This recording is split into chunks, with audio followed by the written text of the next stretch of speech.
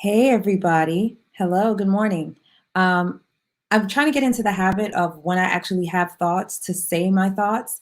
So today I wanted to talk about how, how do you know if you're going to make a really good vocal coach or what makes a really good vocal teacher?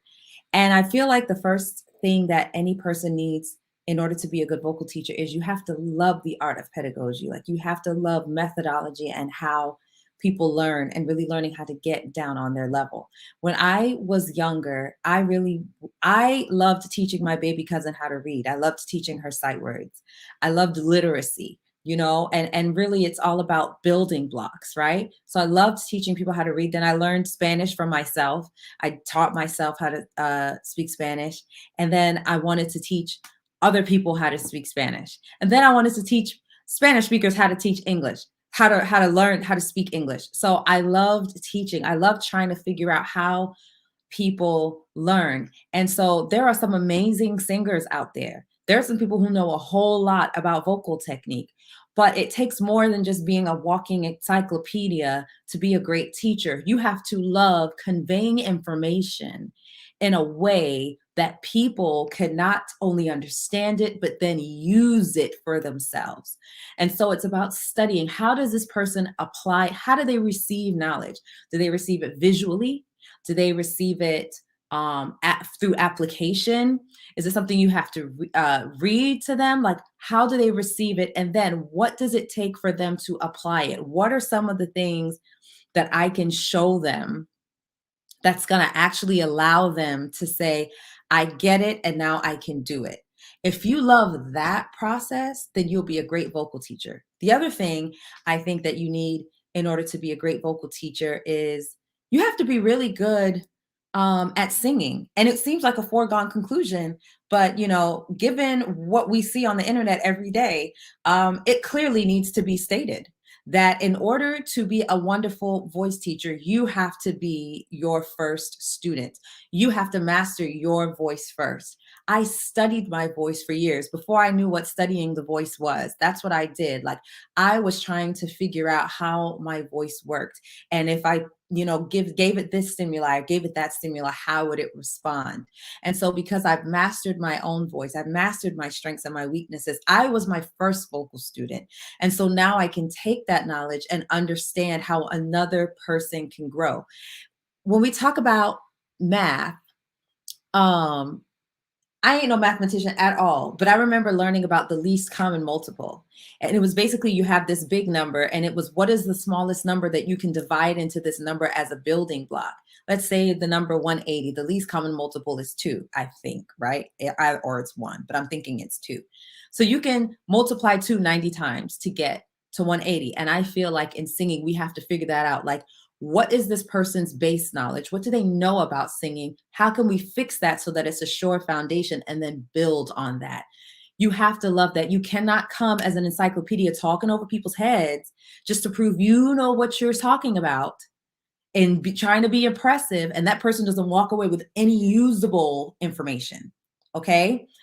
So mastering your own gift is huge. Mastering how to speak to people and convey information in a way that's effective is huge. The other thing I would say um, that makes a wonderful vocal teacher is vocal empathy. And it's funny because some people people say the way that I've been when I worked for a college, somebody my boss observed me teaching one of my students, and he said that I was very intuitive with the way that I warmed up her voice. I've had other people, churchy people say the way that you understand voices is prophetic. I think intuitive is cool. I mean, if it's prophetic and it's a get, I'll take that too. But what I understand is when I hear somebody's voice, I understand what it takes to get them from where they are to where I envision them and where I want them to be and get them to their potential. So I already hear the things that they need. Um, I can already hear what it's going to take their voice to the next level and get their voice really open and get their voice really free. And so that takes vocal empathy. In other words, I can feel in my body what they are doing in order to create that sound.